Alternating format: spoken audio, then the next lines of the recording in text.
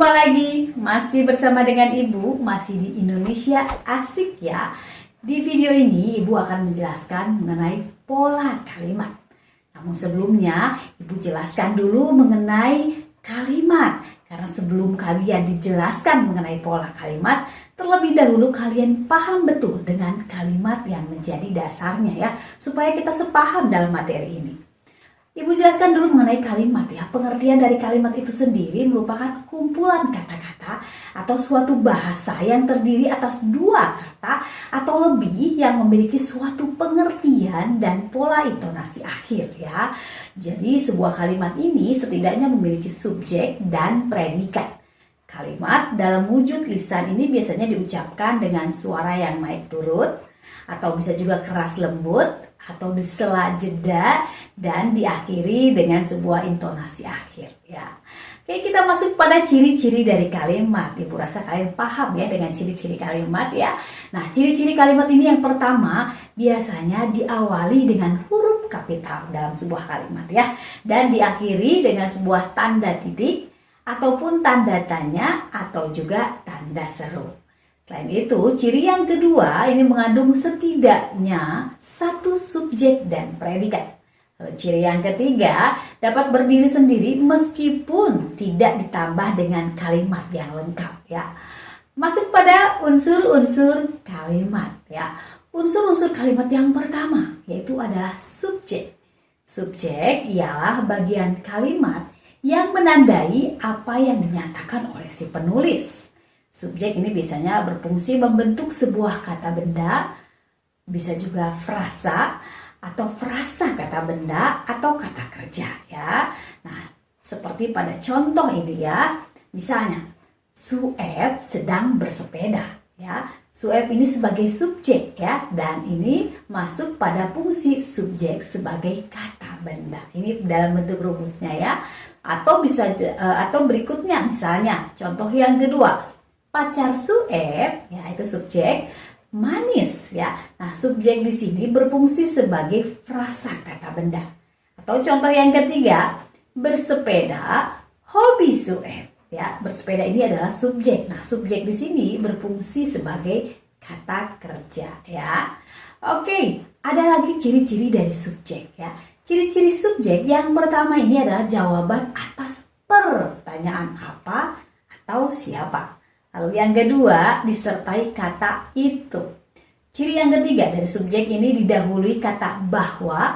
Lalu ciri yang berikutnya ini mempunyai keterangan pewatas yang ya, penghubung dengan menggunakan kata yang. Lalu ciri yang berikutnya ini tidak didahului preposisi ya, seperti dari, dalam, di, ke, kepada, dan pada. Preposisi itu adalah kata depan ya, jangan sampai lupa ya. Lalu ciri yang terakhir berupa nomina atau prasa nomina. Oke, kita masuk pada yang kedua adalah predikat ya. Predikat ini adalah bagian kalimat yang menandai apa yang dinyatakan oleh penulis tentang sebuah subjek ya. Predikat ini biasanya berbentuk sebuah kata kerja, frasa kata kerja, frasa numerial atau frasa bilangan, lalu ada kata benda, frasa kata benda, frasa preposisi atau kata depan, dan kata sifat ataupun juga frasa kata sifat ya. Seperti dalam contoh misalnya Andi makan ya. Nah, makan ini menjadi predikat dan fungsinya predikat ini sebagai kata kerja. Atau contoh yang kedua, Andi sedang makan. Nah, sedang makan ini menduduki predikat ya. Nah, fungsi predikat di sini adalah sebagai frasa kata kerja.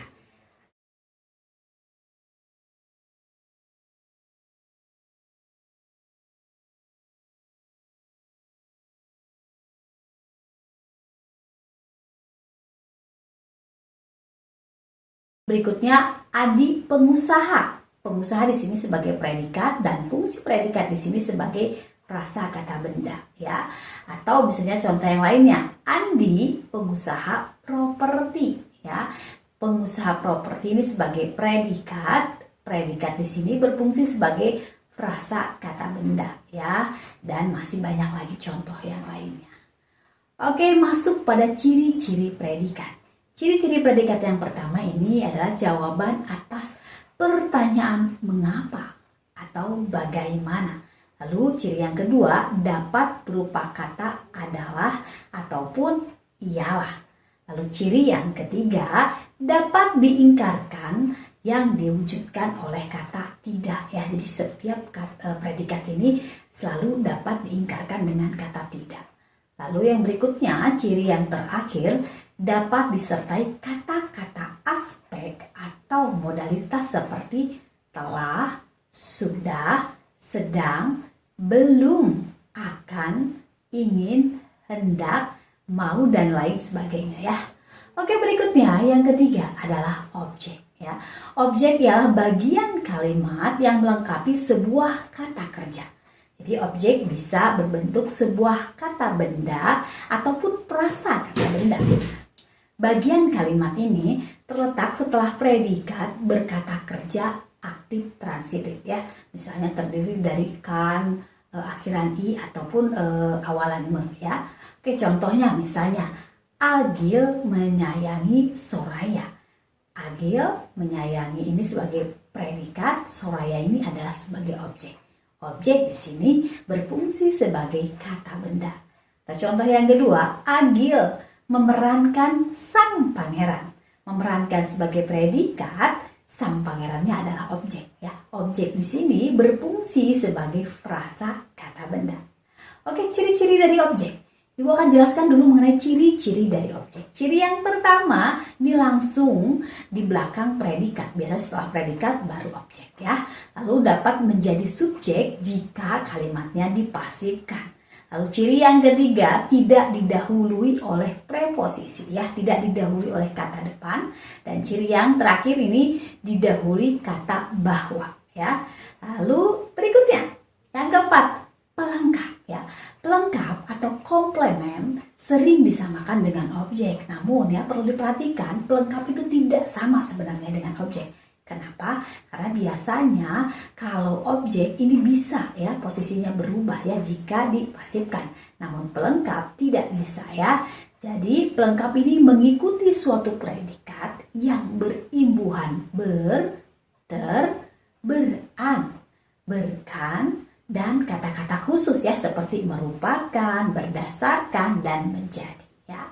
Oke, berikutnya ada contoh dari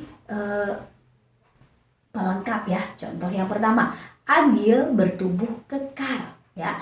Agil bertubuh ini predikat, kekal ini sebagai pelengkap. Atau contoh yang kedua, Agil bercucuran keringat. Bercucuran ini predikat, keringat ini sebagai pelengkap ya. Dan ada lagi contoh-contoh yang lain. Oke, ciri-ciri dari pelengkap sendiri ya, ini sudah dijelaskan tadi sebenarnya berada di belakang predikat.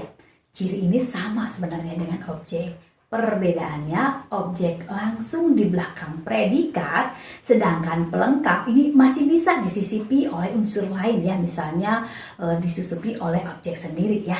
Seperti itu, misalnya subjek, predikat, objek, pelengkap ya, seperti itu. Oke, berikutnya keterangan. Keterangan ialah suatu bagian kalimat yang mempunyai fungsi untuk meluaskan atau membatasi makna subjek dan predikat. Contohnya misalnya, Sueb tinggal di Jakarta. Di Jakarta ini menduduki keterangan ya. Nah, fungsinya bisa keterangan tempat ya. Lalu berikutnya, contoh yang kedua, setiap hari Sabtu Sueb berwisata kuliner ya. Kuliner ini sebagai keterangan ya untuk menyatakan wisata tadi. Oke,